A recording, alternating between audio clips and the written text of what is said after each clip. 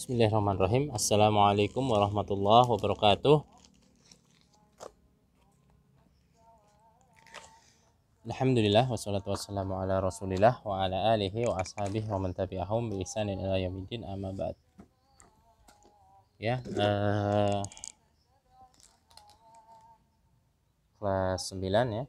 Rahimani wa rahimakumullah. Semoga Allah Subhanahu wa taala merahmati kita semua. Baik.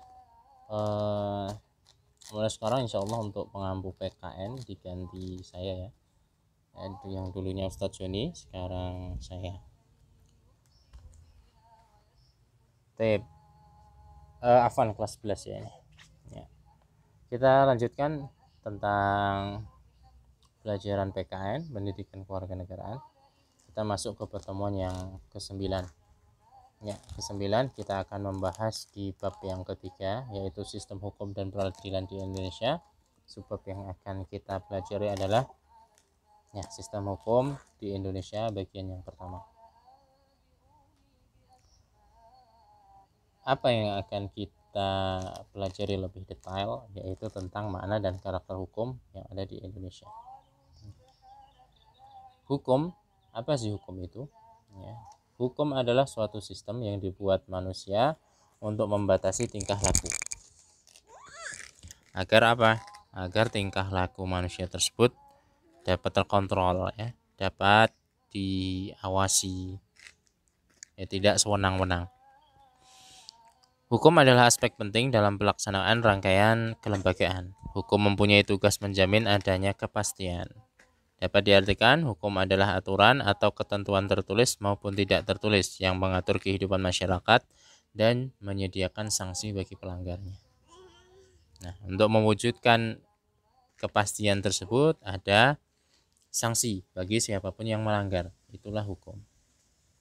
Ya.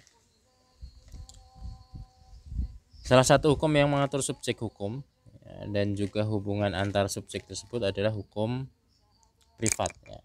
Dikatakan hukum privat atau bisa disebut hukum perdata atau hukum sipil. Ya. Itu mengatur antara penduduk sehari-hari. Jadi antar penduduk, antar subjek hukumnya. Kebalikannya, hukum yang mengatur antara lembaga atau negara ya, negara dan juga alat-alat negara dengan warganya, itu namanya hukum publik. Hukum publik itu ada beberapa. Misalnya untuk mengatur pemilu itu ada dinamakan hukum tata negara. Dan juga ada hukum administrasi atau tata usaha negara. Kemudian kalau ada kejahatan itu hukumnya pidana. Ada dikenai pidana. Itu hukum.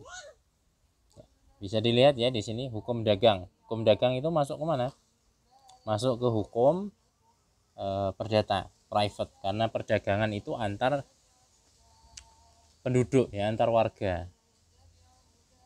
Antar penduduk atau antar warga. Itulah karena subjek hukumnya antar penduduk, antar warga, maka dia masuk ke dalam hukum perdata. Ya. Contoh lagi UU ITE ini di bagian tengah ini ya.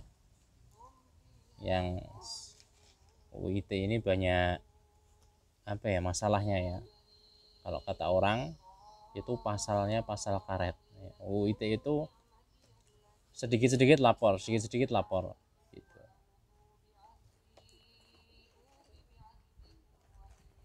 Contohnya ya, misalnya ada ini kenyataan. Di berita itu diceritakan bahwa ada seseorang dibegal orang ya, naik motor dibegal. Nah, karena dia membela diri, yang begal itu kan dia ngawur ya, dia pakai senjata, pakai apa itu, arit, pakai pedang, pakai yang lain-lain untuk melukai orang yang motor tadi. Nah, kalau ada cerita itu ada di berita, orang yang dibegal karena dia mempertahankan diri, kemudian dia membunuh si begalnya. Entah itu sengaja atau tidak disengaja ya. Dalam posisi dia membela diri. Ya. Dalam posisi dia membela diri. Akan tetapi ketika dipakai UU ITE ini, karena yang pembegalnya itu punya duit, ya misalnya keluarga yang punya duit, akhirnya yang jadi tersangka siapa? Yang korbannya. Itulah hukum buatan manusia, gampang sekali diotak-atik. Nah, yang punya uang lebih dia berpotensi untuk curang ya, berpotensi untuk melanggar. Ya karena namanya manusia seperti itu. Contoh juga yang terakhir, yang paling kanan ini apa? Buku nikah ya. Antum sok ben besok kalau sudah punya, ini masuk ke hukum perdata, hukum perkawinan. Kemudian turunannya juga ikut di hukum perdata. Ini kan mengatur perkawinan ya. Karena perkawinan itu subjek hukumnya adalah warga dengan warga, maka dia masuk ke hukum perdata atau hukum privat atau hukum sipil.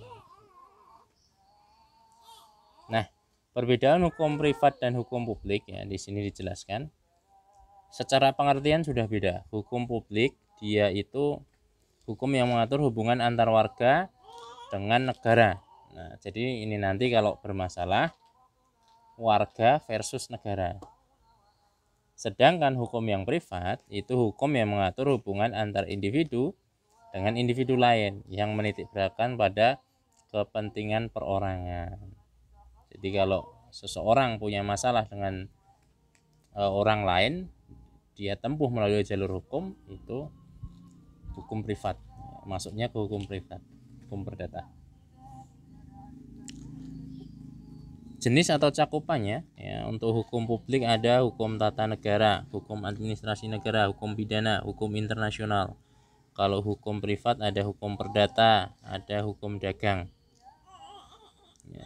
Materinya untuk hukum publik dia fokus pada masalah kemaslahatan ya, karena negara dengan warganya ya, negara nggak boleh zalim juga terhadap ini warganya. Oleh karena itu harus proporsional kalau dia ada permasalahan-permasalahan yang menyangkut dengan kenegaraan. Untuk hukum privat ya dia fokus kepada masalah pribadi antar dua orang yang berseteru itu. Adapun untuk tuntutannya, kalau hukum negara ya tuntutan oleh jaksa ya, dituntut oleh jaksa. Adapun untuk hukum privat itu ya yang menggugat gitu. Misalnya kita menggugat orang karena orang itu mencuri. Misalnya kita punya HP-nya dicuri orang. Kemudian kita gugat orang tersebut ke pengadilan, kita laporkan. Masuk ke hukum perdata kan itu. Nah, yang menggugat itu kita gitu. Jadi yang menentukan hukumnya nanti kita mau dimasukkan ke pasal-pasal yang mana dari undang-undang di hukum perdata itu. Untuk pertahanan hukumnya dipertahankan oleh negara dan pemerintah yang bersifat aktif, itu hukum publik ya. Nah, untuk hukum privatnya dipertahankan oleh individu dan sifatnya juga pasif. Nah, kita lanjutkan untuk pengertian hukum. Ada beberapa ahli di sini. Menurut Ernest Utrecht, hukum adalah himpunan penunjuk hidup, perintah atau larangan yang mengatur tata tertib dalam suatu masyarakat yang seharusnya ditaati oleh masyarakat yang seharusnya, dan jika dilanggar dapat menimbulkan tindakan dari pihak pemerintah, dari masyarakat itu. Maksudnya dikena sanksi oleh pemerintah. Menurut Immanuel Kant, hukum adalah keseluruhan syarat berkehendak bebas dari orang untuk dapat menyesuaikan dengan kehendak bebas dari orang lain. Menurut Muhtar Kusumajaya, beliau beranggapan bahwa hukum adalah kaidah dan juga asas-asas yang mengatur hubungan bermasyarakat dan berdasarkan keadilan, itu hukum. Lengkapnya silahkan dibaca di LKS kalian, menurut para ahli lebih lengkap. Nah, karakteristik hukum itu ada beberapa. suatu hal bisa disebut hukum itu ada beberapa karakternya. Contohnya di sini adalah bentuk peraturannya. Nah, ketika hukum di dalamnya mencakup bagaimana seseorang harus bertindak dan yang patut dilakukan maupun tidak patut gitu ya. Bagaimana mengatur kehidupan masyarakat itu melalui peraturan yang tegas dan jelas. Nah, itu bentuk peraturan. Ada aturannya. Yang kedua adalah peraturan tersebut dapat tertulis maupun tidak tertulis. Ya. Hukum yang tertulis di masyarakat apa? Di negara kita ya undang-undang misalnya. Hukum yang tidak tertulis adalah hukum adat atau urf ya. Hukum adat. Kadang ada kan di tempat di mana yang masih menggunakan hukum adat, hukum adatnya masih kental ya. Ya. Misalnya ada kan suku Baduy itu nggak mau pakai listrik, hukum adatnya, atau nggak mau pakai teknologi.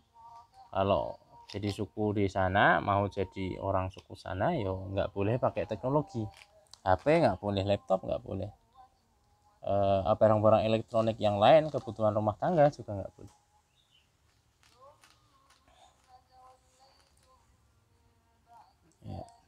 Ya meskipun tidak ada tertulis tapi keberlakuannya itu mengikat dan punya legitimasi ya, mengikat juga. Norma sosial ini misalnya ya, norma agama itu kan juga, kalau agama itu tertulis dan mengikat juga gitu ya. Cuman karena itu menyangkut keyakinan beberapa dari manusia itu mereka acuh ya, acuh nggak mau tahu terkait agama, padahal itu yang penting, yang paling penting. Yang ketiga adalah sifatnya memaksa atau dapat dipaksakan. Ya hukum harus bisa begitu, kalau nggak memaksa ya dia nggak kuat sebagai hukum. Ya ketika dilanggar dapat sanksi. Ya, menjadikan orang itu harus taat terhadap hukum tersebut.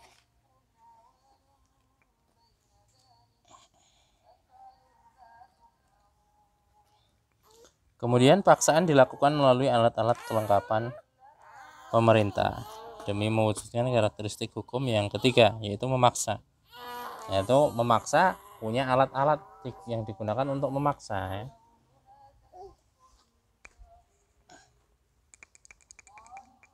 Punya alat-alat yang digunakan untuk memaksa. Seperti ya di Indonesia kan punya Polri, punya lembaga-lembaga hukum yang lain ya, misalnya Mahkamah Agung ya, peradilan agama, terus Mahkamah Konstitusi, Komisi Yuridisial dan yang lain-lainnya.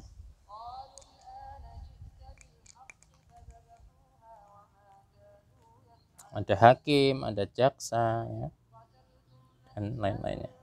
Jadi ada alat-alat yang digunakan untuk memaksa. Kemudian untuk tugas ya, karena baru awal nggak ada tugas dulu aja ya, untuk pemanasan. Tip kita akhiri sampai di sini ya.